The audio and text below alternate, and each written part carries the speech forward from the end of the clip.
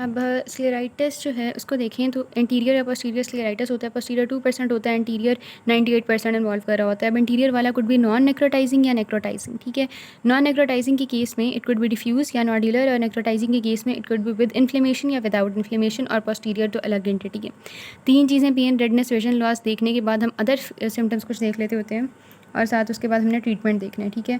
तो बेसिकली इसी तरह से अगर हम इसे याद रखें तो pain mild, moderate, gradually increasing और फिर ज़्यादा हो जाती है, और इसमें पेन कम होती है, लेकिन यहाँ पर पेन ज़्यादा होती है क्योंकि posterior side of the equator पर सेंसिटिव स्ट्रक्चर्स प्रेजेंट है। रेडनेस एंटीरियर स्क्लेरा को इन्वॉल्व कर रही होती है, नॉड्यूलर फॉर्म में होती है, लेस होती है। विजन लॉस नहीं होता है, 25% केसेस में होता है, कंसिडरेबल होता है, कम होता है, और यहाँ पर ज़्यादा होता है सबसे।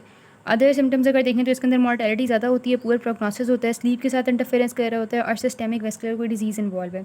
यहाँ पर अगर देखें तो इसे स्क्लेरोमलेशिया परफरेंस कहते हैं, और यहाँ येलो और ब्लैक नज़र आता है आपको।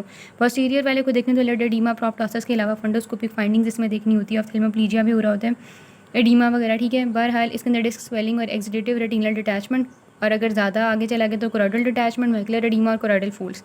ट्रीटमेंट किस तरह से करेंगे कि ये जो पूरा इंटीरियर है उसके अंदर आप सब कंजक्टिवल स्टीरॉयड के इंजेक्शन लगा सकते हैं, ठीक है। लेकिन जो ये नॉन नेक्रोटाइजिंग है उसके अंदर सिस्टेमिक एनसेड देते हैं, और फिर आ जाता है जनाब ये नेक्रोटाइजिंग उस और पोस्टीरियर वाला, इसके अंदर आप सिस्टेमिक स्टीरॉयड्स दे देते हैं, ठीक है। बाकी ये थोड़ा सा स्पेसिफिक लिखा हुआ है, बाकी जनरल ट्रीटमेंट यहाँ से देख लेना आपने।